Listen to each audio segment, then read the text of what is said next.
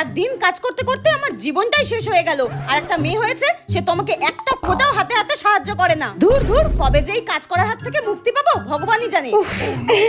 ওমা ওমা, হ্যাঁ কি হয়েছে?